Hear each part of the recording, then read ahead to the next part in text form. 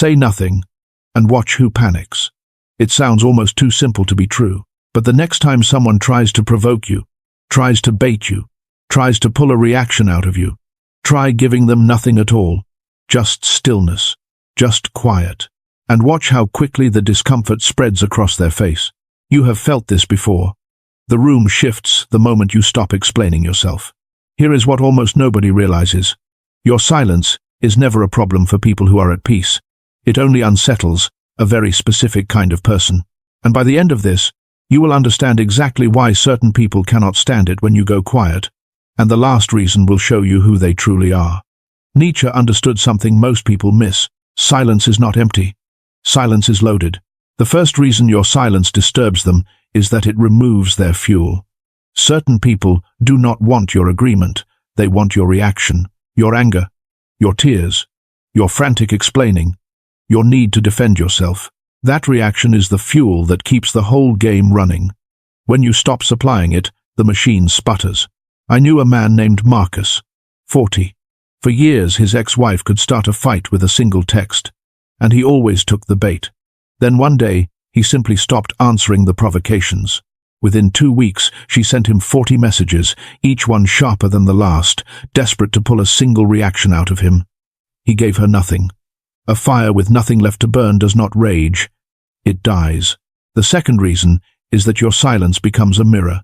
When you stop filling the space with words, when you stop arguing back, something uncomfortable happens for them. They are left alone with the sound of their own voice. And for a person who has never examined themselves, that is unbearable. This is what Nietzsche pointed to when he wrote about ressentiment. The way certain people need someone outside themselves to blame, to react to define themselves against. Your noise used to shield them from their own reflection. Your silence pulls that shield away. Understand this clearly. Your silence did not judge them. It simply stopped protecting them from themselves. The third reason cuts even deeper. Your silence signals that you no longer need their approval. Think about what explaining yourself really is. Every justification, every defense, every attempt to make them understand is a quiet request for permission. It says, "Please see me as good. Please approve."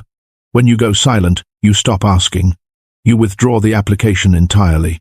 And that terrifies a certain kind of person, because their power over you was always built on your need to be understood by them.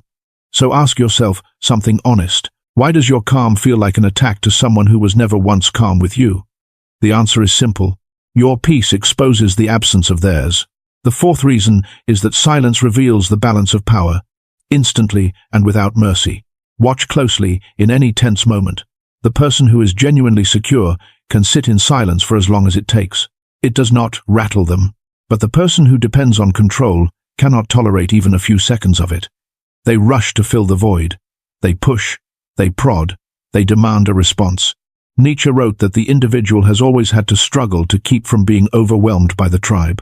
Silence is you, stepping out of the tribe, and the ones most disturbed by it are the ones who need you inside it, playing your role, speaking your lines. Whoever breaks the silence first is almost always the one with less power. Let it be them. The fifth reason is one of the most practical, and once you see it, you will never forget it. Your silence cannot be twisted. Every word you say can be taken, edited, repeated back to you out of shape, and used as ammunition later. But silence gives them nothing to work with. I think of a woman named Anna, 34. For years, every explanation she offered was bent into something she never meant, then thrown back at her. The day she simply stopped explaining, her opponent ran out of bullets. There was nothing to distort, nothing to, quote, nothing to weaponize. You cannot be quoted out of context when you gave no quote. Silence is the one statement that cannot be used against you. Now I want to be careful here, because there is a light in this, and I do not want you to walk away colder than you came. Real silence is not sulking. It is not the cold shoulder used as a punishment, the withholding meant to make someone suffer. That is just noise wearing a quieter mask. True silence is different. It is full. It is the stillness of a person who has finally stopped performing and started listening to their own life. Nietzsche wrote that one must still have chaos in oneself to give birth to a dancing star. Your quiet on the outside can hold an entire universe on the inside. So do not use your silence to wound others. Use it to return to yourself. Let the space that once held arguments now hold your own thoughts, your own peace, your own slow and deliberate becoming. Here is the truth to carry with you. The people made uncomfortable by your silence were only ever comfortable with your noise. They liked you loud, reactive, defending, explaining, easy to move. The quiet version of you is the one they cannot steer, and that is exactly why it frightens them. Your silence is not a wall you build to keep others out. It is a room you finally built for yourself. And anyone who bangs on the door demanding you come back out and perform was never really visiting you. They were visiting the version of you that served them. Let them stand in the discomfort. It was never yours to fix. If someone came to mind while you were listening, tell me in the comments. Who got uncomfortable the moment you went quiet? You do not have to name them. Just say, someone did. Because you are not the only one who discovered that peace can feel like a threat to the people who profited from your chaos. Subscribe if you want more of these hard truths, spoken plainly. And next time, we talk about why the strongest people so often end up walking alone.